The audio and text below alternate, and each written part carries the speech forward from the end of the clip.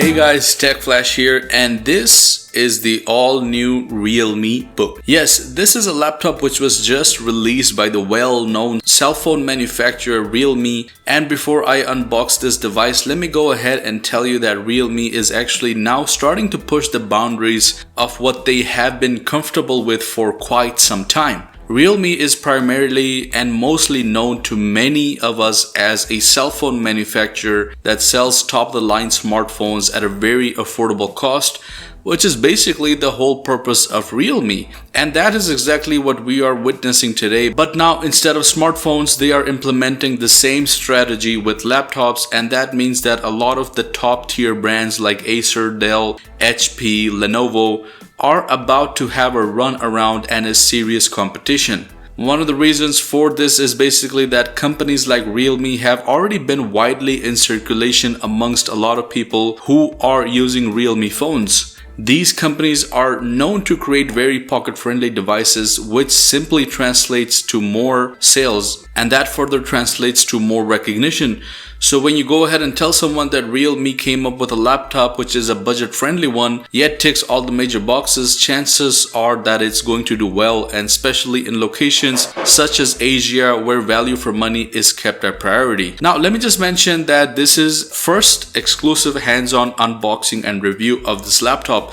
You won't be able to see a lot of other YouTubers doing video reviews or unboxing on this device. So I would really appreciate it if you would go ahead and subscribe to the channel if you haven't already, and drop a like as well. It really means a lot to us and helps us bring out more content for you guys as well. Alright, so just to give you guys a brief overview, on the back we have the specs here. The variant that I have with me today has the 11th gen Intel Core i5 processor, which is paired with 8 gigs of RAM, and this one also has 512 gigs of internal storage. Also, this has the Intel Iris Xe graphics card alongside with it. Okay, so getting into the box, the first thing we see is the actual laptop itself, which comes in this very light blue color, and we'll get into that in a little bit. Digging deeper into the box, we have the minimalist paperwork, and we also get to see the charger. Now the charger may look a bit familiar or different than what we're used to seeing for a laptop, and that is because this is a universal power delivery charger, which means that it can be used to charge different devices. It may also look a little bit familiar to you guys, and the reason for that is that this is a charger that can be used on different devices at the same time, which is a very smart thing, and I'll explain why. Basically, if you were to charge your laptop, it would provide you with 65 watts of charging, but as soon as you plug it into a Realme phone, it would switch to its signature 30-watt fast charging, otherwise also known as dart charging. Now that is something that is truly unique and something that I really haven't seen in other laptops. I mean, laptops are usually dedicated with their chargers. You can't use it on other devices or other cell phones for that matter. We have seen Apple, introduce the charger which can be used to charge your cell phone if you're looking for fast charging, but it's not going to change the wattage. It's not going to recognize that you're doing it for a different device. The intelligent thing here is that this charger actually recognizes that it's whether you're charging a laptop or a smartphone. We also get the USB Type-C to Type-C charging cable, and that is pretty much it for the box. Moving now to the laptop itself, we'll go ahead and remove this protective cover that it has, and one thing that I realized straight away is that this is not made up of plastic in any way. The body is actually made up of aluminum, which immediately gave me a MacBook kind of vibe. Talking about the first impressions, this is a very clean device, very minimalist Realme branding mentioned over here, and overall a very clean laptop. The color which we have today is called the Real Blue, and it also comes in another gray color which is called Real Gray, and that actually looks very similar to a MacBook. If you look at it from far away, you won't really be able to tell if someone is using a MacBook or a Realme Book apart from the logo. It is also fairly thin, and I think it is actually thinner than the MacBook Air, which is already a very thin device. I actually read the specs sheets, and it is thinner than the MacBook Air. The MacBook Air comes at 16.1 millimeters and the Realme Note comes at about 15.5 millimeters, which is not a very big difference on paper, but it does feel really light and thin on the hands. Also, weight wise, it only weighs in at 1.38 kilograms, which is just a little bit more than the MacBook Air but less than the MacBook Pro, so it's just between both of them. With opening up the laptop, and again you get to see a very clean, very minimalistic look. The keyboard is clean clean and simple, and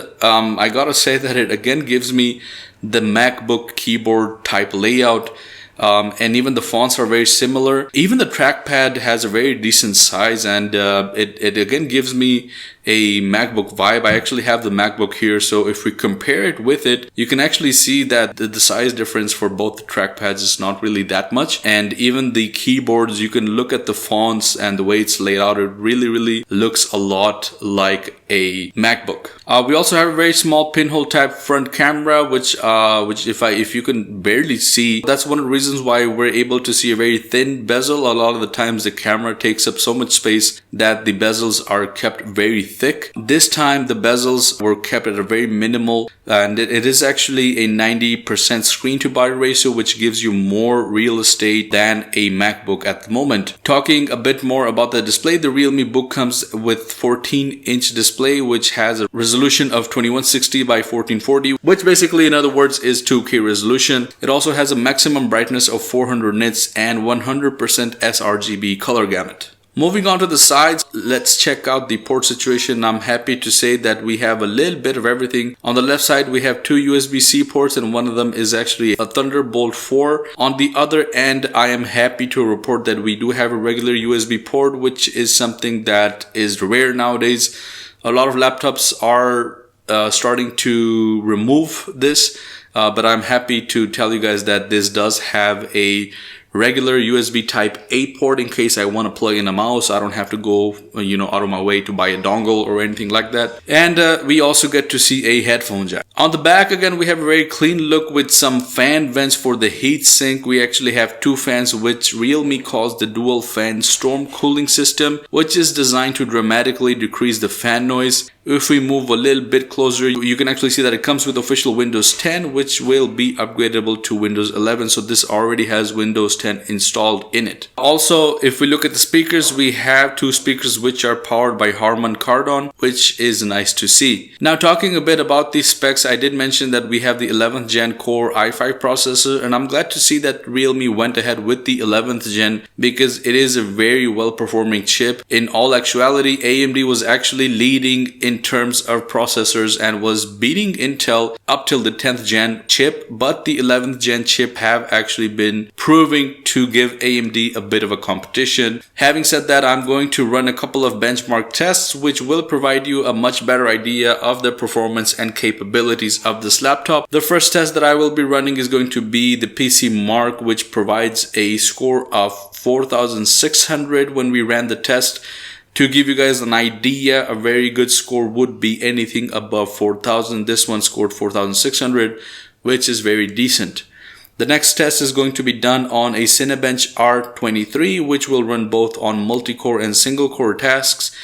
The score for the multi-core was 4525. Anything above 4000 is good here. For multi, we need anything above 1000, and this was able to score 1157 for single core. Moving ahead, the next test will be done on a Geekbench 5 test, which will be performed both on compute and CPU. The compute score was 15,391, which gives you a clear idea that this is a pretty decent laptop. Also, if you want to consider gaming, you can actually do that. I wouldn't recommend very heavy games, but to some extent, you can actually play really good games with this laptop. And the CPU, which was based on multi-core and single core, was 1,371. Again, anything above 1000 and 4000 for the multi-core. This one was able to score 5268. Anyways, guys, that's it for this video. Thank you for tuning in. That will be all.